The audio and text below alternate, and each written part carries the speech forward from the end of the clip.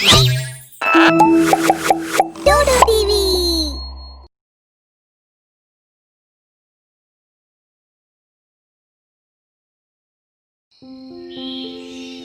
कथाटी आम पुराणा घरर जोठी मु आ सुजाता रहूथिलु। सुजाता सबुबेले चुपचाप ही रहूथिला आ बहुत कम कथा हेउथिला। सेतिक बेले मु गोटे मल्टीनेशनल कंपनी रे चाकरी करूथिली। आ भल सैलरी, भल लाइफस्टाइल आ फेबुलस घर। बाहाघरर 2 वर्ष बीतीगला परे मध्य मोर फिटनेस बहुत भल थिला। विवेक, तू तो बहुत फिट अछु। कौन रहस्य अछि फिटनेस रा? योगा आउ हेल्दी डाइट। लाइफ भल चलीथिला। मोर प्रमोशन भी हेवार थिला। सबो किछि सेट थिला।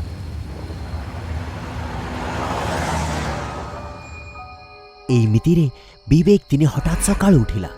से बहुत दुर्बल अनुभव करुथिला। बोधे वर्कलोड बेसी हे गला। काली रातिर पार्टी बोधे बेसी थकी गली। आज लीव करि दिए। घरे रही रेस्ट करिबी। मु से दिन ऑफिस गलिनी। घरे ही रही काम कली आउ रेस्ट कली। संध्या हैला बेलकु मते टिके भल फील होउथिला। दिन बीती सारिथिला। आ मु पुणी पार्टी पाई रेडी होउथिली।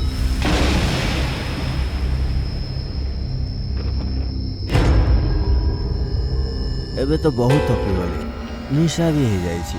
आ टिके सोई पड़े। खट उपरे सोइला मात्रे केते बेले निद हेगला जानि ही पारिलेनी। सकाळु उठिली। मो मुंड बुलाउथिला। देह दरज हेउथिला। एमिति लागुथिला जेमिति दीपाद भी जदि चालिबी तो पड़ी जीवी। ये कौन हेगला मते? पार्टी तो आगुरु भी करूथिली किंतु आज पर्यंत केबे भी एमिति हेनी। यार आई एम फीलिंग टायर्ड। सो आज ऑफिस आसी परिबेनी। एबे तो एमिति ही लागी रहिला। प्रतिटी सकाळ मो पाई कठिन होई जाउथिला। आउ एपटे मो वाइफ सुजातार व्यवहार मध्य परिवर्तन आसी जाइथिला। चुपचाप रहिबाकू लागिथिला। से केते दिनरु पदटे भी कथा कहि नथिला। दिने मो सांग संजय मते भेटिबाकू आसिला। केमिति अछि तू? कौन हैला तोते? तू एते दुर्बल केमिति हे गेलो भाई? भाई बुझी पारुनी। डॉक्टर कहला सब नॉर्मल अछि किंतु मो अवस्था दिनकू दिन खराब हेबाकू लागिछि। एमिति फील हेउछि जेमिति मो शरीर रे जीवन ही नाही। भाई किछि जिनिस साइंस ठारू भी ऊपर थाए। माने कि मोते लागुछि तो ऊपर काहारी को दृष्टि अछि।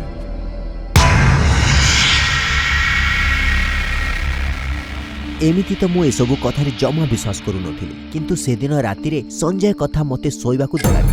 मु अधा राति पर्यंत सोई नथिली। सेतिकी बेले पाखापाखि 12टा बेले मते किछि शब्द सुनागला। कि अछ सेठी? सुजाता तू कि?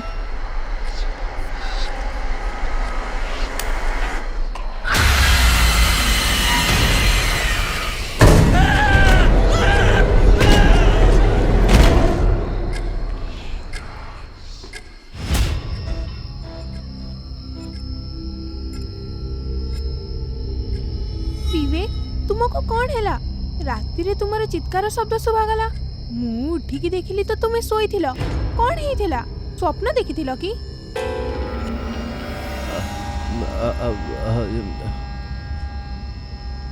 भाउज बोधिया को कोनोसी जिनिसर गभीर प्रभाव पड़िछि। सेति पई कहि पारुनी।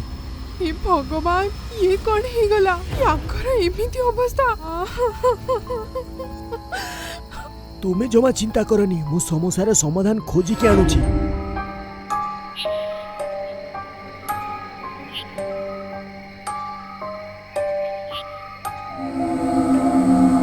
ये बाबा पिशाचनाथ 40 वर्ष तपस्या परे बाबा सिद्धि पाइछंती। एबे चिंता करनी। तो स्वामी को किछि हेबाकू देबिनी। आपण खाली मो स्वामी को पूर्व भଳି करि दियंतु। आपण जहा कहबे मु सेया ही करिबी। से तांत्रिक एबे निजर पूरा मंत्र तंत्र सजाड़ी घरर हॉल रे बसी सारिथिला। तो घरे गोटे पिशाचिनी बास करूछि। ମୁଁ ବିଧି କରୁଛି କିନ୍ତୁ ତା ପାଇଁ ଗୋଟିଏ ମଇଁଷିର ବଳି ଦେବାକୁ ହବ। ସେଇଥିପାଇଁ ତୁ 50,000 ଟଙ୍କା ସଞ୍ଜୟକୁ ଦେଇଦେ। ମୋ ଘରେ ଏସବୁ ଖେଳ ଚାଲୁଥିଲା ଆଉ ମୁଁ ସବୁ ଚୁପଚାପ ବସି ଦେଖୁଥିଲି। କୌଣସି ଛୋଟ ଶବ୍ଦରୁ ମଧ୍ୟ ଡର ଲାଗିଯାଉଥିଲା। ମୋ ପାଟିରୁ କଥା ବାହାରୁ ନଥିଲା। ସଞ୍ଜୟ ପଇସା ନେଇ ଚାଲିଗଲା ଆଉ ସେ ତାନ୍ତ୍ରିକ ରାତି ହେବାର ଅପେକ୍ଷା କରିବାକୁ ଲାଗିଲା। ଏବେ ରାତି ହେଇସାରିଥିଲା ଆଉ ମୋର ଭୟ ବଢ଼ିବାକୁ ଲାଗିଥିଲା। ଘଣ୍ଟାରେ ଯେମିତି 12ଟା ବାଜିଲା ପୁଣି ସେମିତି ହେଲା ଯାହା ମୋ ସହିତ ନିତିଦିନ ହେଉଥିଲା। ମୋ ପାଖରେ ବସିଥିବା ସୁଜାତା ଏମିତି ବସିଥିଲା ଯେମିତି ତାକୁ କିଛି ଜଣା ନଥିଲା। ମୁଁ କଥା କହିପାରୁନଥିଲି। ଭିତରେ ଭିତରେ ଅସହାୟ ଥିଲି।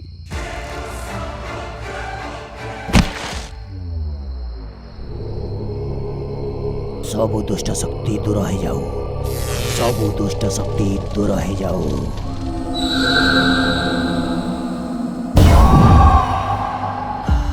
अरे ओ टका तू ए स्त्री को मूर्ख बनी देलु किंतु तोर मिछ एबे एई घरे ही समाधि नब।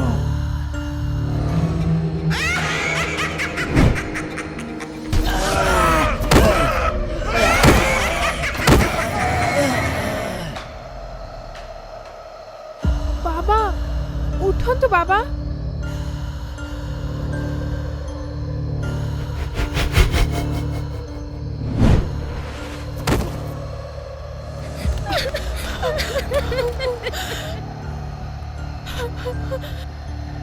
तुम जी किए भी था मो स्वामी को मारनी।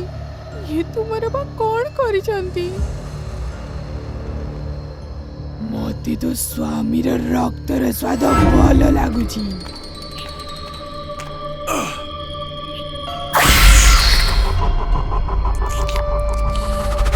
इबे तो तार रक्त मते सबुदिन दरकार। एमिति तो दुईटी मृत्यु पाई दायी हबु। मो स्वामी को एमिति नीति दिन तिळ तिळ मरिबार देखि पारिबिनी।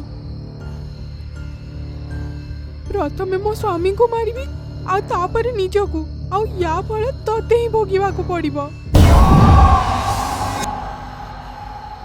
सुजातार कथा शुणी पिशाची आहरी बेसी रागिगला आउ से सुजाता आड़कू तीव्रता सहित बढ़िबाकू लागिला। आउ जेमिति सुजाता को धरिला, सुजाता बेकरे पिंधिथिबा मंगलसूत्ररू आलोक और शक्ति बाहरिला और जहाद्वारा पिशाचिनी भूमि रे पड़ी जली धुआं धुआं हो गला। गोटे स्त्रीर प्रेम और विश्वास कारणरू ता स्वामीर जीवन बंचीगला और दुष्ट शक्ति सबु बेल पाई नाश हो गला और सत्यतार विजय होता। सहर ठारू बहु दूर रे गोटे गाँ थिला जेउठी बेसी किछि लोक रहु नथिले। से गाँर अवस्था बहुत खराब थिला। ना भल भावरे वर्षा हेउथिला ना खेतरे भल फसल हेउथिला। सेई गाँरे गोटिए काली नामक झियो रहुथिला। एमिति तो ता ना कलावती थिला किंतु तार श्यामल रंग कारणरू गाँ लोके ताकू काली नारे थट्टा करुथिले। गाँ लोके गाँर खराब अवस्थार कारण काली को ही भाबुथिले। कारण जेबेठू कलावती जन्म होइथिला सेबेठू गाँर अवस्था हठात बिगिड़ी जाइथिला। कलावती एथिपाई बहुत रागुथिला। से गाँ लोकंकु एई कथा पाई बहुत थर मना करिथिला किंतु गाँ लोके ता कथा सुनु नथिले। सबुदिन परी कलावती मंदिर पाई कही घरु बाहरी गला। बहुत राति हेई गला परे भी से न आसीबारु ता घर लोके बहुत चिंतारे पड़ी गले। केही ता माँ बापा को कहिला कि कलावती बहुत दिनरु किछि चिंतारे थिला, बोधे से किछि करि देइनी तो। आउ केही कहिला मंदिर रास्ता रे गोटे गभीर को अछि, बोधे काली सेथिरे देई। ए सब तुमे कौन कथा कहूच? आम साहाय्य न करी तुमे आमको ही डरौच। कलावती तुम मानक पाई ही चिंतारे थिला। तुमे माने सबु बेले ताकू काली काली कही थट्टा करुथिला। जदि ताकू किछि हेई गला तुमे माने ही तार दायी हेबो। चलो भाई माने समस्ते मिसी काली को खोजिबा, मो माने कि कलावती को खोजिबा। सबु लोके कलावती को पूरा गाँव रे ଆଉ ତା ଆଖପାଖ ଅଞ୍ଚଳରେ ଖୋଜିବାକୁ ଆରମ୍ଭ କଲେ। ମନେ ମନେ ତ ସମସ୍ତେ ଖୁସି ଥିଲେ କି ଭଲ ହେଲା ଯେ ଗାଁରୁ ସେ ଗଲା, କିନ୍ତୁ ବାହାରେ ଦେଖେଇ ହେଉଥିଲେ କି ସେମାନେ ବି ଚିନ୍ତାରେ ଅଛନ୍ତି। କଳାବତୀକୁ ଖୋଜି ଖୋଜି ପୁରା ରାତି ବିତିଗଲା, କିନ୍ତୁ ତା ଖବର କାହାକୁ ବି ମିଳିଲାନି। ଭାଇ, ତତେ କ'ଣ ଲାଗୁଛି କାଳି କୁଆଡ଼େ ଯାଇଥିବ? ଆରେ, ରାତିର ଅନ୍ଧାରରେ କାଳିକୁ ଖୋଜିଲେ ମିଳିବ। ତା ପରଦିନ ସକାଳୁ ସବୁ ଗାଁ ଲୋକେ ପୁଣି ଏକାଠି ହେଇ କଳାବତୀ ନ ମିଳିବାର ଦୁଃଖ ଜଣେଇ ନିଜ ନିଜ ଘରକୁ ଚାଲିଗଲେ। କଳାବତୀ ହଜିବାର ଦୁଃଖ ତା ମା ବାପାଙ୍କ ଛଡ଼ା ଆଉ କାହାକୁ ମଧ୍ୟ ନଥିଲା। ଆରେ ଭଲ ହେଲା, ଏବେ ଆମ ଗାଁରୁ କାଳିର କଳା ଛାଇ ଉଠିଗଲା। ଏବେ ଦେଖିବ ଆମ ଗାଁର ଉନ୍ନତି। ତା ପରଦିନ ହିଁ ଗାଁକୁ ଗୋଟିଏ ବଡ଼ ସାହୁକାର ଆସିଲା। ସେ ଗାଁରେ ଗୋଟିଏ ବଡ଼ ମିଲ୍ ଖୋଲିବାର ପ୍ରସ୍ତାବ ଗାଁ ଲୋକଙ୍କୁ ଦେଲା, ଆଉ ତାଙ୍କୁ ମିଲ୍ରେ କାମ କରିବା ପାଇଁ ମନେଇ ନେଲା। ସବୁ ଗାଁ ଲୋକେ ଖୁସି ମନରେ ରାଜି ହେଇଗଲେ। ଆଉ ସେପଟେ କଳାବତୀର ମା ବାପା ଝିଅ ନ ମିଳିବାରୁ ବହୁତ ଚିନ୍ତାରେ ଥିଲେ। ସାହୁକାର ମିଲ୍ର କାମ ଗୋଟିଏ ଭଙ୍ଗା ଦଦରା ଘରରେ ମରାମତି କରି ଆରମ୍ଭ କରିଦେଲା। ମରାମତି ସରିଲା ପରେ ମିଲ୍ ଆରମ୍ଭ ହେଇଗଲା। ସବୁ ଗାଁ ଲୋକେ ଦିନ ରାତି ମିଲ୍ରେ କପଡ଼ା ତିଆରି କରିବାର କାମ ଆରମ୍ଭ କରିଦେଲେ। ସାହୁକାର ମିଲ୍ର କାମ ଆରମ୍ଭ କରି ସହରକୁ ଚାଲିଗଲା। କିଛି ଦିନ ଯାଏଁ ମିଲ୍ରେ ସବୁ କିଛି ଠିକ୍ଠାକ୍ ଚାଲିଲା, କିନ୍ତୁ ଦିନେ ଯେତେବେଳେ ସବୁ ଶ୍ରମିକ ମିଲ୍ରେ କାମ କରୁଥିଲେ, ସେତେବେଳେ ହଠାତ୍ ମିଲ୍ରେ ବିଜୁଳି ଚାଲିଗଲା ଆଉ ପୁରା ଅନ୍ଧାର ହେଇଗଲା। ଆରେ ଭାଇ, ଏ ବିଜୁଳିକୁ କ'ଣ ହେଇଗଲା? ଆଜି ଯାଏଁ ତ କେବେ ଯାଇନି। ଦେଖିଲ, କୋଉଠି ତାର ଫାର ଜଳି ଯାଇନି ତ? ଦେଖିଲ। ସେତେବେଳେ କାହାରି ହସିବାର ଶବ୍ଦ ଆସିଲା। କିଛି ତାର ଜଳିନି, ଏଇ ଅନ୍ଧାର ତ ମୁଁ ହିଁ କରିଛି ତୁମକୁ ଡରେଇବା ପାଇଁ। ତୁ କିଏ? ତୁ ଆମକୁ କାହିଁକି ଡରଉଛୁ? ତୁ ଆମଠୁ କ'ଣ ଚାହୁଁଛୁ? ନା ମୁଁ ଭୂତ, ନା ମୁଁ ପିଶାଚ, ମୁଁ ହେଲି ଅଭିଶପ୍ତ ସାପ। ତୁ ବହୁତ କ'ଣ କାହିଁକି କରୁଛୁ? ଚାଲ, ତୋଠୁ ହିଁ ଆରମ୍ଭ କରିବି। ନା ନା ନା, ଆମକୁ ଛାଡ଼ିଦେ, ଆମକୁ ଯିବାକୁ ଦେ। ଆମେ ତୋର କ'ଣ ଖରାପ କରିଛୁ? ତୁମେ ମାନେ ମୋର କ'ଣ ଖରାପ କରିବ? ଖରାପ ତ ମୁଁ କରିବାକୁ ଆସିଛି ତୁମର। ତୁମକୁ ଯଦି ବଞ୍ଚିବାର ଅଛି ତ ମୋ କଥା ମାନିବାକୁ ହେବ। କାଲିଠୁ ତୁମେ ଜଣେ ଜଣେ କରି ନିଜ ଶରୀରରେ କୋଇଲା ଲଗେଇ ମିଲ୍କୁ କାମ କରିବାକୁ ଆସିବ। ଆଉ ଯଦି କେହି ବି ଏହି ବିଷୟରେ କାହାକୁ କିଛି କହିବ ତ ଭାବି ନେବ ତାକୁ କୋଇଲାରେ ପକେଇ ଜଳେଇ ଦେବି। ନା ମୁଁ ଭୂତ, ନା ମୁଁ ପିଶାଚ, ମୁଁ ହେଲି ଅଭିଶପ୍ତ ସାପ। ନା ନା, ଆମେ ସେମିତି କରିବୁ ଯେମିତି ତୁ କହିବୁ। ତା ପରଦିନ ଗୋଟିଏ ଗାଁ ଲୋକ ନିଜ ଦେହରେ କୋଇଲା ଲଗଉଥିଲା, ତ ତା ସ୍ତ୍ରୀ ପଚାରିଲା, ଇଏ କ'ଣ କରୁଛ? କୋଇଲା କାଇଁ ଲଗଉଛ? ଲୋକ ତ ପାଉଡର ଲଗାନ୍ତି, ଆଉ ତୁମେ କୋଇଲା ଲଗଉଛ? ତୁ ଚୁପ୍ ରହ, ଯାହା ମୁଁ କରୁଛି କରିବାକୁ ଦେ। ଏତିକି କହି ଗାଁ ଲୋକଟି ମିଲ୍ ଆଡ଼କୁ ବାହାରିଗଲା। ତ ତାକୁ ଦେଖି ଗାଁର ଛୁଆ, ବୁଢ଼ା ଆଉ ମହିଳା ସମସ୍ତେ ବହୁତ ହସିବାକୁ ଲାଗିଲେ। ଆରେ କଲୁ, ଏ କଳା ଲଗେଇ କୁଆଡେ ଯାଉଛୁ? ଲୋକ ତ ଖାଲି ମୁହଁ କଳା କରନ୍ତି, ଏ ତ ପୁରା କଳା ହେଇଯାଇଛି। ଗାଁ ଲୋକଟି ଲଜ୍ଜିତ ହୋଇ ଚୁପଚାପ ଆଖି ତଳକୁ କରି ସେଠାରୁ ଚାଲିଗଲା। ତା ପରଦିନ ଦୁଇଟି ଗାଁର ଶ୍ରମିକ ନିଜ ଶରୀରରେ କୋଇଲା ଲଗେଇ ମିଲ୍ରେ କାମ କରିବାକୁ ଗଲେ। ତାପରେ ତାଙ୍କୁ ଦେଖି ଲୋକେ ହସିଲେ ଆଉ ଥଟ୍ଟା ବି କଲେ।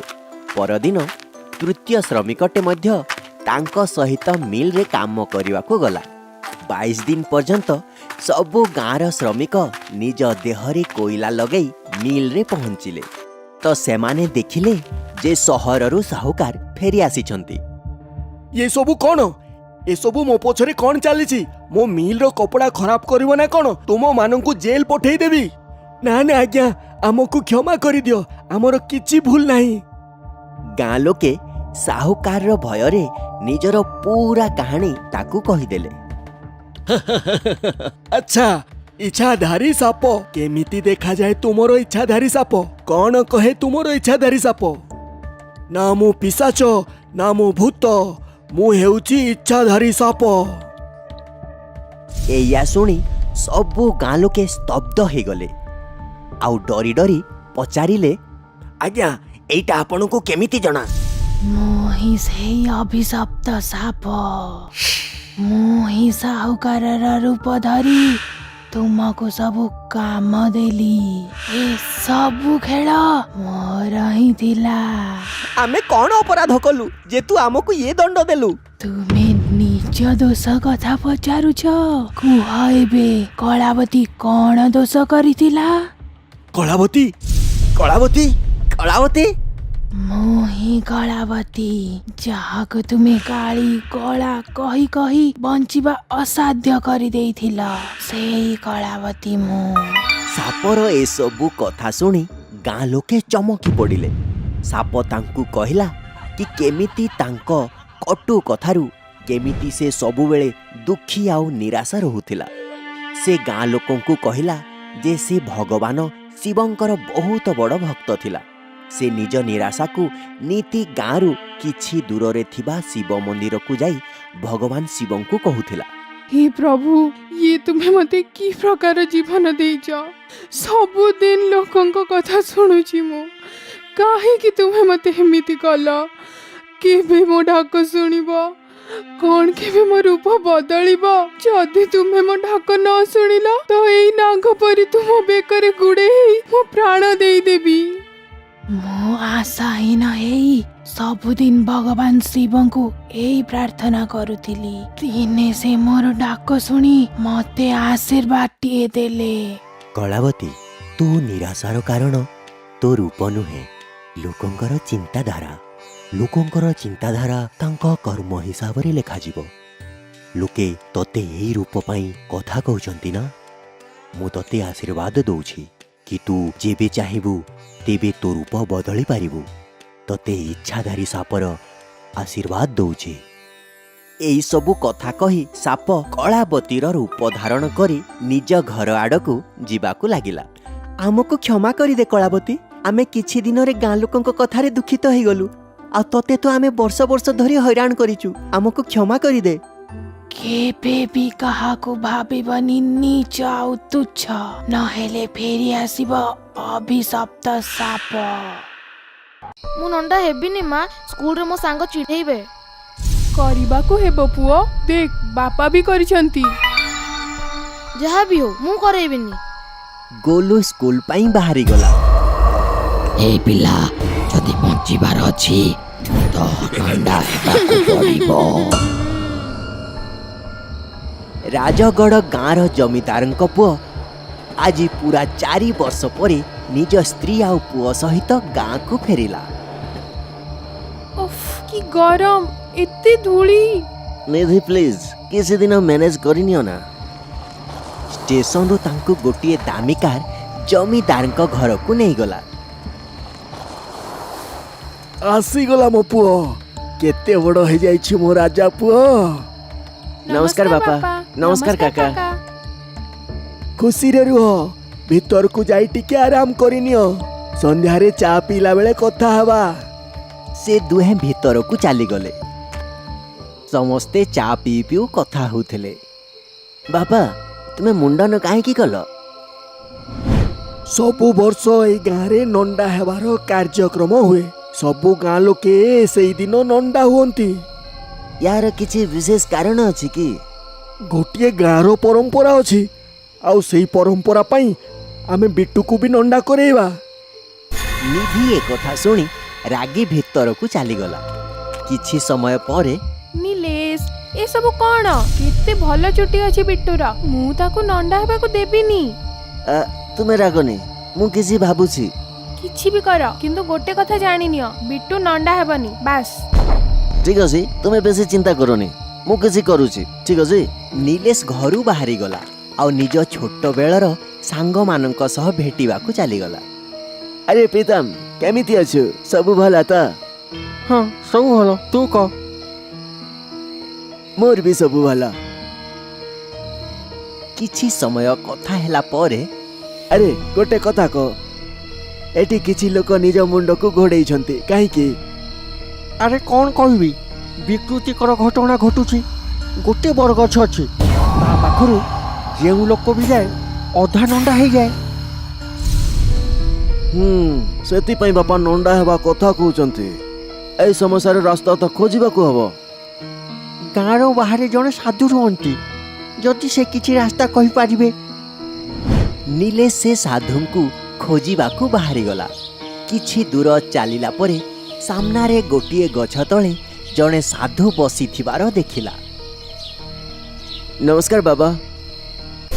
କିଏ ତୁ ଆଉ କାହିଁକି ଆସିଛୁ? ନିଲେଶ ସେ ସାଧୁଙ୍କୁ ବରଗଛର ରହସ୍ୟମୟ ଘଟଣା ବିଷୟରେ କହିଲା। ସେ ବରଗଛ ଅଭିଶପ୍ତ, ସେଇଠି ଗୋଟିଏ ଆତ୍ମା ରହୁଛି। ଇଏ କେମିତି ସମ୍ଭବ? ଲୋକେ ତ ତାର ପୂଜା କରୁଥିଲେ। ଇଏ ସମ୍ଭବ କାରଣ ଭଗବାନ କେବେ କାହାକୁ ହଇରାଣ କରନ୍ତିନି। ଏ କାମ ଭୂତର। କେତେ ଦିନ ପୂର୍ବରୁ ଗାଁର ଜଣେ ଲୋକ ଏହି ଗଛରେ ଆତ୍ମହତ୍ୟା କରିଥିଲା, ଆଉ ସେଇ ଦିନଠୁ ଏ ଗଛଟି ଅଭିଶପ୍ତ ହେଇଯାଇଛି। ପାଖରେ ବସି ତାସ ଖେଳୁଥିବା ଲୋକେ ଏ କଥା ଶୁଣି ହସିବାକୁ ଲାଗିଲେ। ତାଙ୍କ ମଧ୍ୟରୁ ଜଣେ କହିଲା, ବାବା, ତୁ କୋଉ ବାବା କଥା ଶୁଣୁଛୁ? ଇଏ ତ କିଛି ବି କହୁଥାଏ। ନିଜ ସମସ୍ୟା ଦୂର କରିବାର ଅଛି ତ ତାନ୍ତ୍ରିକ କପାଳ ପାଖକୁ ଯା ତୁ। ନିଲେଶ ସେମାନଙ୍କ କଥା ମାନି ତାନ୍ତ୍ରିକକୁ ଖୋଜିବା ପାଇଁ ବାହାରିଲା। ମଧ୍ୟରାତ୍ରିର ସମୟ ଆଉ ଘଞ୍ଚ ଜଙ୍ଗଲ, ବହୁତ ଭୟଙ୍କର ପରିବେଶ। କିନ୍ତୁ ନିଲେଶ ବଢ଼ି ଚାଲିଥିଲା। ସେତିକିବେଳେ ହଠାତ୍ ଇଏ ମୋ ଗୋଡ଼କୁ କିଏ ଧରି ନେଲା? ନିଲେଶ କିଛି ଭାବିବା ଆଗରୁ ତା ଗୋଡ଼କୁ ଗୋଟିଏ ଶକ୍ତ ଜିନିଷ ଜାବୁଡ଼ି ଧରିନେଲା ଆଉ ନିଜ ଆଡ଼କୁ ଟାଣିବାକୁ ଲାଗିଲା। ନିଲେଶ ପଛକୁ ବୁଲି ଦେଖିଲା ଆଉ ସାମ୍ନାରେ ବରଗଛର ଚେରକୁ ଦେଖି ଡରିଗଲା। କିନ୍ତୁ ଯେମିତି ସେମିତି କରି ନିଜକୁ ସେ ଚେର କବଳରୁ ମୁକ୍ତ କରି ଦୌଡ଼ିବାକୁ ଲାଗିଲା। ଦୌଡ଼ି ଦୌଡ଼ି ସେ ଗୋଟିଏ ବଡ଼ ଗାତରେ ପଡ଼ିଗଲା ଆଉ ସେ ଗାତରେ ଗଡ଼ି ଗଡ଼ି ଗୋଟିଏ ଭୟାବହ ଗୁମ୍ଫାରେ ପହଞ୍ଚିଗଲା, ଯେଉଁଠି ଗୋଟିଏ ଭୟଙ୍କର ତାନ୍ତ୍ରିକ ବସିଥିଲା। କିଏ ତୁ? ଆଉ ଏଠାକୁ କାହିଁକି ଆସିଛୁ? ଗାଁରେ ବରଗଛ। ବୁଝିଗଲି ତୋର ସମସ୍ୟା। ଚିନ୍ତା କରନି, ସମାଧାନ ହେଇଯିବ, କିନ୍ତୁ ମୂଲ୍ୟ ବେଶୀ ଦେବାକୁ ହବ। ମୁଁ ରାଜି ଅଛି। ଏଇ ଗାଁ ଲୋକେ ତ ପାଗଳ, କିଛି ଭ୍ରମରେ ପଡ଼ିଛନ୍ତି ବୋଧେ। ତାଙ୍କୁ ମୂର୍ଖ ବନେଇ ଟଙ୍କା ନେଇ ହବ।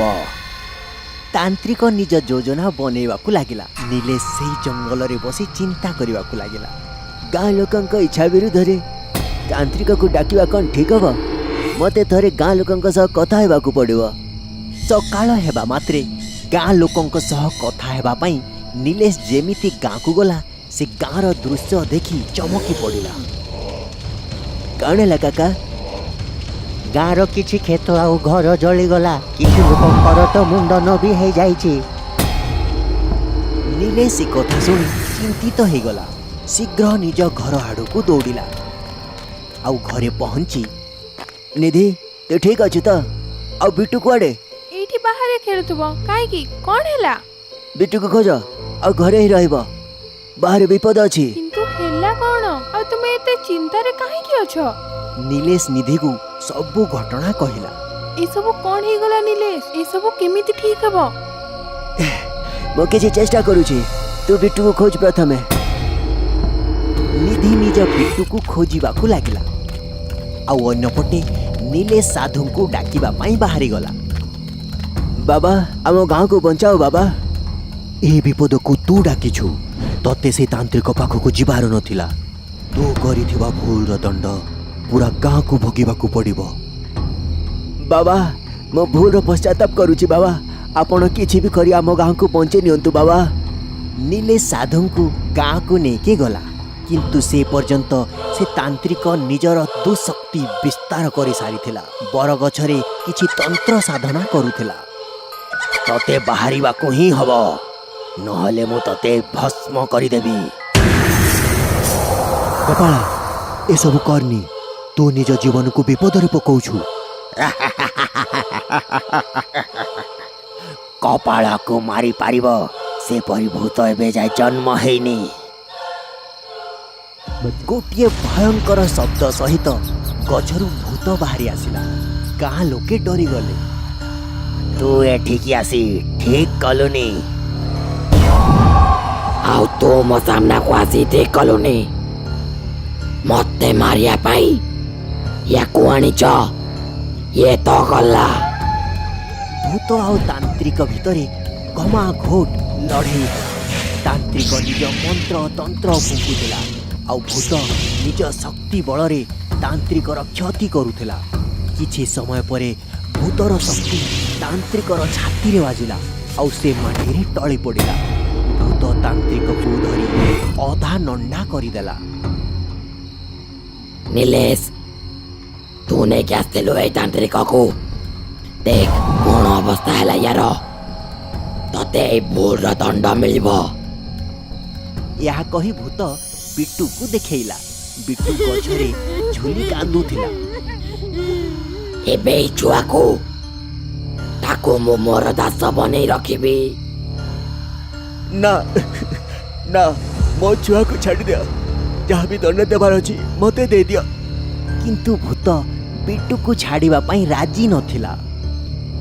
କିଶନ, ମୁଁ ତତେ ଜାଣିଛି। ଗାଁର ସବୁ ଲୋକେ ଏହା ଶୁଣି ଚମକି ପଡ଼ିଲେ। ବାବା, ये किशन किए? ଏଇ ସେ କିଶନ। ବିଚରା ପାଖ ଗାଁରେ କୃଷକ ଥିଲା। ଗୋଟିଏ ରାତିରେ ଫସଲ ବିକି ଘରକୁ ଫେରୁଥିଲା। ସେତେବେଳେ କିଛି ଡକାୟତ ତା ସବୁ ଟଙ୍କା ନେଇଗଲେ। ମୁଁ ଏଇ କଥା ବର୍ଷେ ହେଲାଣି ଚିତ୍କାର କରି କହୁଛି, କିନ୍ତୁ ଏ ଗାଁ ଲୋକେ ମୋତେ ପାଗଳ ଭାବୁଥିଲେ। ଏ କଥା ଶୁଣି ପୁରା ଗାଁ ଶାନ୍ତ ଥିଲା। ସମସ୍ତଙ୍କ ମୁଣ୍ଡ ନଇଗଲା। ଆଉ ଭୂତ ବି ଭାବ ବିହ୍ୱଳ ହୋଇ କହିଲା, ସେଇଟାକୁ ମାନେ ମୋତେ ନଣ୍ଡା କରିଦେଲେ, ଆଉ ଚୁରିରେ ବହୁତ ଥର ମାରିଲେ। ରାତିର ଅନ୍ଧାରରେ ଡାକୁଙ୍କୁ ଚିହ୍ନି ପାରିଲିନି। ଏ ଗାଁର ଲୋକମାନେ ମୋ କଥା ଶୁଣିଲେନି, ଆଉ ମୋତେ ଆହତ ଆଉ ଭୋକ ଉପାସରେ ମରିବା ପାଇଁ ଛାଡ଼ିଦେଲେ। ମୁଁ ଏଇ ଗଛ ତଳେ ଛଟପଟ ହେଇ ମରିଗଲି। ପୁରା ଗାଁ ଲୋକେ ଦୁଃଖିତ ଥିଲେ। ନିଜ କର୍ମ ପାଇଁ ପଶ୍ଚାତାପ କରୁଥିଲେ। କିନ୍ତୁ ମୋ ଆତ୍ମାକୁ ଶାନ୍ତି ମିଳିଲାନି, ଆଉ ମୁଁ ଭୂତ ହେଇଗଲି। ସେଇଦିନଠୁ ମୁଁ ଶପଥ ନେଲି କି ସେ ଡାକୁଙ୍କୁ ତ ମୁଁ ଚିହ୍ନି ପାରିଲିନି, କିନ୍ତୁ କୋଉ ଗାଁ ଲୋକମାନଙ୍କୁ ମୁଁ ଶାନ୍ତିରେ ରହିବାକୁ ଦେବିନି। ସେବେଠୁ ବରଗଛ ଦେଇ ଯାଉଥିବା ସବୁ ଲୋକମାନଙ୍କୁ ଅଧା ନଣ୍ଡା କରିଦିଏ। ଏ କଥା ଶୁଣି ସମସ୍ତେ ଚମକି ପଡ଼ିଲେ। କିନ୍ତୁ ଖାଲି ଆମର କ'ଣ ପାଇଁ? କାରଣ ତୁ ସେ ତାନ୍ତ୍ରିକକୁ ଡାକି ବହୁତ ବଡ଼ ଭୁଲ କରିଛୁ। ଏବେ ତ ପୁଅକୁ ଚଢ଼େଇ ତତେ ଦଣ୍ଡ ଦେବି। ସେତିକି ବେଳେ ଜମିଦାର ସେଠାକୁ ଆସି କହିଲେ, ମୋ ନାତିକୁ ଛାଡ଼ିଦେ। ମୁଁ ମୋ କରିଥିବା କାମ ପାଇଁ ଲଜ୍ଜିତ। କିନ୍ତୁ ଭୁଲ ତ ମୋର ଥିଲା ବାପା, ତୁମେ କାହିଁକି କ୍ଷମା ମାଗୁଛ? ପୁଅ, ମୁଁ ହିଁ ସେ ପାପୀ, ସେ ଡକାୟତ ମୁଁ ହିଁ ନିଜେ। ମୁଁ ହିଁ ମୋ ସାଥୀଙ୍କ ସହ ସେ ରାତିରେ କିଶନଠୁ ଲୁଟିଥିଲୁ। ସବୁ ଗାଁ ଲୋକେ ଏ କଥା ଶୁଣି ପୁରା ସ୍ତବ୍ଧ ହେଇଗଲେ। କିନ୍ତୁ ମୋତେ ଏବେ ସେ ପାପ କର୍ମ ପାଇଁ ପଶ୍ଚାତାପ ହଉଛି। ଯାହା ଶାସ୍ତି ଦବ ମୋତେ ଦିଅ, ମୁଁ ରାଜି ଅଛି। ଶାସ୍ତି ତ ମିଳିବ ଜମିଦାର, ତତେ ବି ଆଉ ତୋ ସାଥୀମାନଙ୍କୁ ବି। ହେଲେ ଭବିଷ୍ୟତରେ ଆଉ କେହି ଯେମିତି ଏ କାମ ନ କରୁ। ଏଇମିତି କହି ଭୂତ ଜମିଦାର ଆଉ ତାର ସାଥୀମାନଙ୍କୁ ସେଇ ବରଗଛରେ ଝୁଲେଇ ତାଙ୍କର ପ୍ରାଣ ନେଇଗଲା। ଆଉ ଏବେ ମୋ ପ୍ରତିଶୋଧ ପୁରା ହେଲା, ଆଉ ମୋତେ ମୁକ୍ତି ମିଳିଗଲା। ଏବେ ମୁଁ କେବେ କାହାରିକୁ ହଇରାଣ କରିବିନି। ଭୂତ ପଳେଇଗଲା, ଆଉ ପରିବେଶ ପୁରା ଶାନ୍ତ ହେଇଗଲା। नीलेश आउ निधि सहर को फेरीगले किंतु आज मध्य से गाँवर लोके किशन स्मृति रे निजे नंडा हुअन्ति। नेड़ा करे प्लीज आम चैनल को सब्सक्राइब करंतु एमिति आहुरी भल भल कहानी पाई। Thank you.